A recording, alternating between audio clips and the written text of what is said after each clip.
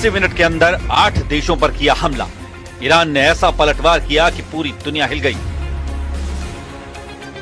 Netanyahu के हमले के जवाब में सबसे पहले इजराइल पर हमला, फिर इजराइल के मददगारों पर हमला, जॉर्डन पर हमला, बहरीन में अटैक, यूएई पर भी गिरी ईरान की मिसाइल, कतर पर ईरान का हमला, सऊदी अरब के मिलिट्री बेस पर भी अटैक, इराक में अमेरिकी बेस को भी नहीं बख्शा। ईरान ने जो बोला वो करके दिखा दिया। क्षेत्रीय युद्ध शुरू हो चुका है। ईरान की सेना अब वो सब कर रही है जिसकी वार्निंग ईरान के सुप्रीम लीडर अली खामेनी ने दी थी।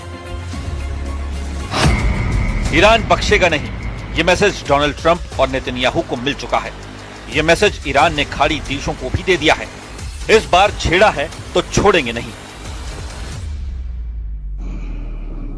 अगले 24 घंटे में ईरान और इजराइल के बीच हालात और खराब होने जा रहे हैं।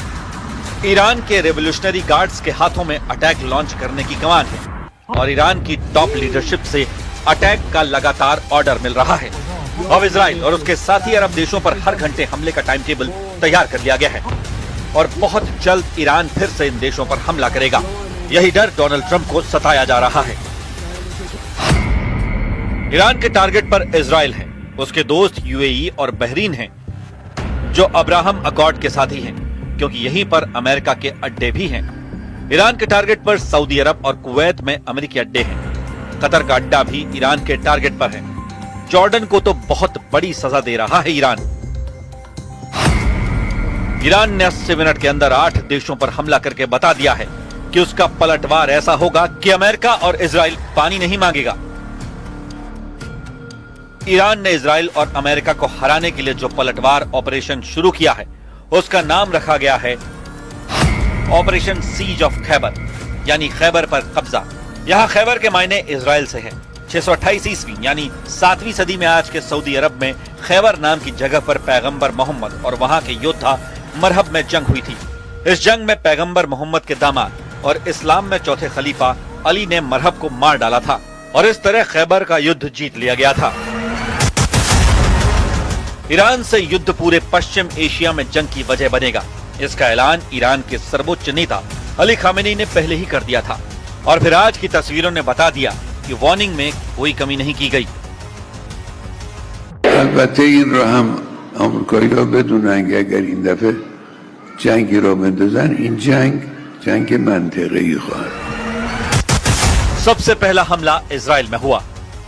ईरान की मिसाइलों ने तेल अवीव और हाइफा शहर पर धमाका किया। चकाचौंध वाले यूएई में सायरन बजा और धमाका हुआ। अबू धाबी में अमेरिकी अड्डा ईरान का टारगेट बना। कतर पर हमला हुआ। यहां अमेरिका के अल उदैद मिलिट्री बेस पर ईरान की मिसाइल गिरी। पूरे दोहा में सायरन बज रहा है। बहरीन के मनामा में अमेरिकी नौसेना के अड्डे पर हमला हुआ। यहां अमेरिका की 5वीं फ्लीट का मुख्यालय है। कुवैत में अमेरिका के अड्डों पर ईरान की मिसाइल गिरी है, यानी ईरान हर लोकेशन पर मिसाइल बरसा रहा है। सऊदी अरब में प्रिंस सुल्तान एयरबेस ईरान के टारगेट पर रहा। रियाद में भी सायरन बज रहा है। इजराइल की सबसे ज्यादा मदद जॉर्डन ने की है और उसके अर्जाक मिलिट्री बेस लगातार ईरान के टारगेट पर है। इराक में अमेरिकी अड्डों को ईरान ने निशाना बनाया है, यानी रेवोल्यूशनरी गार्ड्स को जो ऑर्डर मिला उसको लगातार पूरा किया जा रहा है। ईरान का एजेंडा साफ है। युद्ध में ना अमेरिकी अड्डे बख्शे जाएंगे। इजराइल को तो फौरन तबाह कर दिया जाएगा। पूरे खाड़ी के इलाके में अमेरिकी अड्डों पर मिसाइलें गिर रही हैं, यानी वो रीजनल वॉर शुरू हो चुकी है जिसका इशारा अली खामेनी ने किया था। यूएई, कतर, सऊदी अरब, इराक, कुवैत, जॉर्डन, बहरीन और ओमान, हर जगह अमेरिकी अड्डे ईरान के टारगेट पर हैं।